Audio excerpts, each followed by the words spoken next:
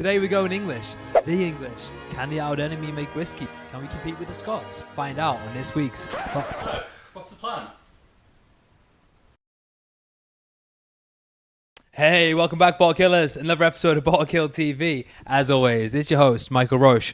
And with me, as always, we have the often imitated, but never duplicated. It's the real Bottle Killer, ladies and gentlemen. How are we doing, people? How the hell are you? Doing good, man. It's good to be back. Dressed in a kilt, so yeah, ready for another episode. Yeah, very convenient since this is the English. This is supposed to be the English episode, and you've gone kilt. I've never even seen you go kilt before. What happened? You know I love wearing the kilt. Love pulling it out. You know it's comfortable. Apart from my butt cheeks sticking to the leather, it's all good. Yeah, I just hope the camera can't see nothing and we don't get cancelled. We might get our first strike on YouTube, which I was hoping to avoid. So today we're doing the English, which is an English distillery from Norfolk. Just tell me, because until recently I hadn't had any English whiskies. Yeah. What's your sort of history with English whiskey? Yeah, do you know what? I think I probably tried my first English whiskey about 10 years ago. Mm-hmm. These guys, I think they were the first people to release a single malt in England for about 100 years. So they're like one of the originators. There's about 55 English distilleries now. Some real crackers. You know, you've got the Cotswolds, you've got the Lakes, you've got Bimber's really popular. So I tried a few of them, you know, like the ones that I've just mentioned. I've tried some from this. But it's been a while, so it'll be interesting to come back to some English stuff and see what's going on. So these guys had never been on my radar before. I'd seen the Cotswolds Distillery, I'd seen the Lakes Distillery. Until I was reading recently, they won the World Whisky of the Single Malt of the Year for their Sherry Cask, which is pretty good.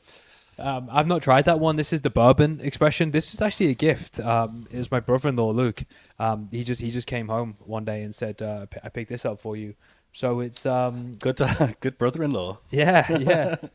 Shout out to Luke. So that was kind of how I came about it. So I don't know too much. I didn't know too much about it until we had it. But it's a standard bourbon cask, and I say let's jump in. Is there any age statement? Is it just a core release? Obviously, it's your whiskey, so no. But they do age statements, I think. And what's more is I was looking at the Cotswolds whiskey the other day, and I think the guy has chosen not to do any age statements. One, because I think it's just easier for him to I think there's a lot of 3-year-old whiskeys the Cotswolds produce, but there's also he just doesn't have the land to be holding casks, you know, holding stock that long. These guys I think are a little bit different. I think these times they're trying to you know, more influenced by the model of age statements. Yeah, is the business model. Yeah, I think I've seen. I think there's maybe an 11-year-old, and I think they might have released like a 15 or 16-year-old that was like, because obviously these guys have been around just that little bit longer than a lot of the newer kind of English distilleries. So yeah, who knows? When I first got this, I looked online and there was a review from 7 years ago. I saw there was 2016. This first released this expression. So what are you getting? So are you getting the classic what you'd expect from a bourbon cask? Yeah, malt? You know, like I think I was drinking a couple of first fill bourbon casks last night, so it's pretty consistent with, you know, what I've been drinking lately. But there is a difference to it. I don't know if it's like maybe because it's younger, or because it's an English whiskey, not a Scotch. Well, how about this for a note? And this is the review I read was a no nonsense whiskey, and he said that it kind of smells like standing in a distillery. Yeah, I see what you mean. There's a floral new make spirit smell about it. That's now obviously there's a when an idea gets planted in your mind. Sometimes it's a bit of a, you know, that's where your mind goes. But I kind of really do get the distillery new make spirit smell. Yeah, it is. But again, you know, that may be kind of the youth, you know, the age of it. Is it a younger whiskey? And perhaps that's why more of the, you know, the new make kind of distillery characters coming through. But yeah, it's definitely not as, you know, if you drink like a 10-year-old bourbon cask Scotch. Like I was drinking a 10-year-old Linkwood last night, completely different and a lot lighter as well. So you say these guys, they're doing all natural color, all the good stuff. Non-chill filtered. Yeah.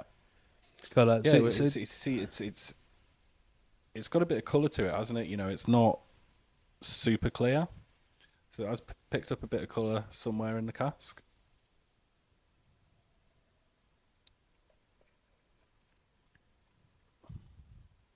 so what are you comparing this to? To me, this is kind of like a lowland, Yeah, it is.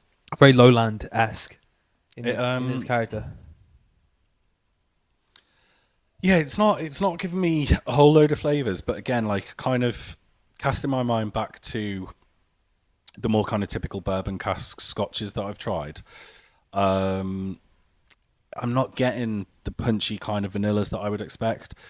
The oak as well, like the oak spice isn't coming through as strong. And I know it's 43% as well, right? So, but it doesn't carry much of a finish.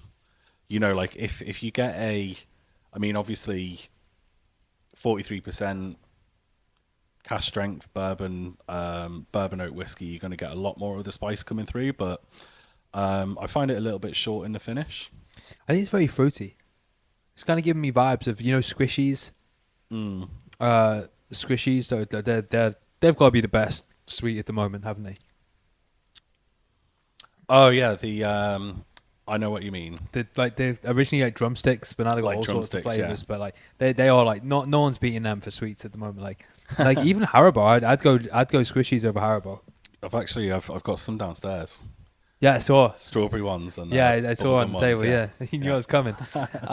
So I'm getting that sort of fruity vibe from it, and also there is a saltiness. It kind of gives me a little bit of like a old Pulteney style salt in it as well. It is kind of thin. I don't think there's a real thickness to it, but there's enough to it. Yeah, it's thick compared to what I'm usually trying. Yeah, but it's not a thin whiskey. I think I like it. I do like it. Yeah, I think it's not got an incredible amount of depth of flavor. It is a fruity whiskey. I'd say you've got some kind of like apple, pear kind of flavors, those orchard fruits. Sweet as well. Again, probably as you would expect, but not as vanilla-y as typical kind of Scotch bourbon cask. This is kind of like your classic. What quite often, if people haven't done so much whiskey exploration and gone for some more of the really complex malts, like a Springbank or a Lagavulin, with the peat, a Lagavulin 16, then this is kind of like what you'd expect. It's kind of very similar to like a Glenfiddich 12 type malt, isn't it? Yeah, definitely. Something what you'd readily expect to pick up on a supermarket shelf. Somebody that's kind of just getting started on the whiskey journey, but it's nice. Like it's accessible and it's kind of fun. It's an English one. It's very drinkable. Dude, I did see when they were reviewing the sherry version of the English, which was the one that won the World Whiskey of the Year, 2014, and they were saying that even Norfolk from Scotland, even that distance, which is probably only 300 miles, something of that, 350 miles, there's enough of a difference in climate to start making a difference in terms of the speed of the maturation in the cask. Yeah. So when we did our Indian whiskey episode, we noticed that they didn't have age statements because it's probably counter. It works against them to put an age statement on it because their whiskey's maturing so fast. If you put that in for 12 years, it might be ruined. Yeah. Right. So this is kind of, even though it's only 300 miles, apparently it speeds up the maturation. So I'm not too sure what the age is. Can you? If they just do a 3-year-old and put it out, or if it's kind of 6, 7, 8 years. Well, that's one of the things, isn't it? And I think as well that there's been a lot of kind of value attached to an age statement. And, don't get me wrong, we've been very lucky to try some fantastic 18-year-olds. We had the Glen Scotia 25, I think probably on our last episode or the one before. But there are a lot of distilleries, especially the younger ones, the newer ones. And like you say, those that are coming from different countries they're having to release younger whiskey because it's not economical for them to sit on their casks for like 10, 12 years before they start making any money. But I think those are the ones that are breaking down the barriers. One thing that I did read about this distillery is that, again, like when we were talking about Lockley in one of the first episodes that we did, they use those long fermentations so that the new make gets a lot more of that kind of tropical character, the fruit characters. That's what the squishies is. These guys do 85-hour fermentations, which is really, really long. So, again, not all of the flavour is coming from the cask. It's not had long enough in the cask for it to pick up that flavour. And I would imagine, I've not tried it, but I would expect that these have got really good quality new make. So I think I'd love to see what the older ones that they're releasing taste like, because this is great. So it's kind of a bit of a disservice we've done then, because I don't really know much about the distillery and how they operate, but it sounds like that they really do have they're really aiming high with what they do. They are trying to follow what doing it the right way. We've used that term before. When people do it the right way. Maybe it's interesting. The reason we did it for a review today is just because I got it as a gift, and I thought it was interesting enough to do a review on, because I enjoyed it. I thought we were doing it today because you wanted me to wear the kilt, and we could do that little intro that we just did. You should be. I don't know why you turned up in a kilt. We had to put it to work some way. But so in terms of the review, what would you give it? Is the English a buy? I don't know how much it is either. I don't know how much it is, but I imagine you'd probably be picking up for, if we say it's £45. Yeah, I reckon it probably is, isn't it? It's rare that you get, even some of the younger distilleries, they still have to sort of put their whiskey in that kind of £40 to £50 price bracket. And that's the question. And it's still a novelty as well. I'm sure when Luke bought me this whiskey, it was kind of, he saw it on the shelf. I think he went to like a wine specialist sort of type shop, and they have their little whiskey section, and it was novel enough that he thought, oh, that's interesting. And so you kind of can have a bit more of a premium on the price for like a non-age statement whiskey, because it's kind of like, oh, it's an English whiskey, it's an English single malt. It's kind of, it has that interest. It is like, it doesn't have the same kind of depth of flavour as, say, like a 10, 12-year-old bourbon cask matured Scotch whiskey. But it's nice, it's very drinkable. It doesn't have anything like offensive to it.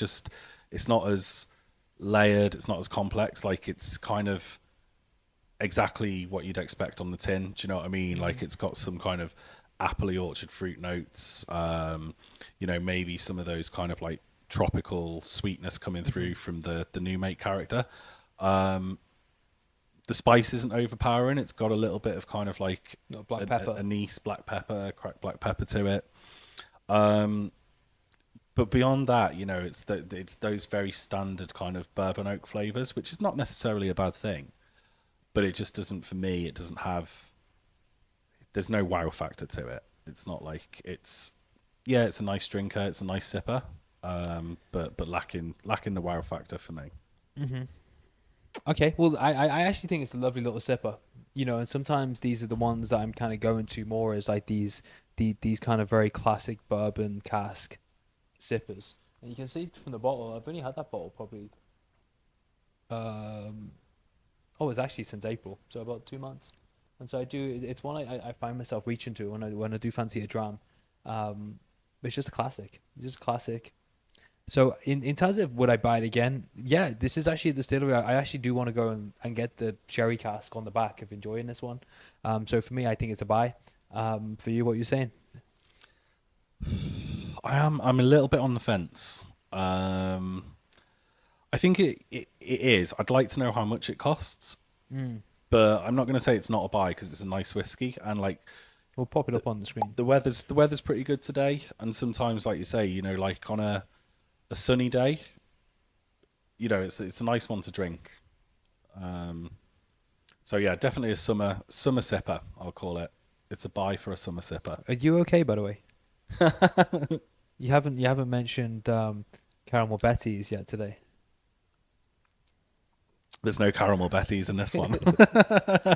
No caramel Betty. That's the first. No. Okay. Well. That maybe it's unique to Scotch as opposed to English. They haven't found the caramel Betty flavor. They haven't unlocked that yet in a cask. It's more like a flan.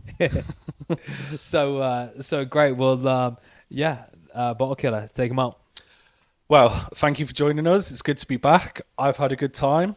I hope you've had a good time. Michael, have you had a good time? It's been a good time. And we'll see you next time on Bottle Kill TV. Okay, time for breakfast.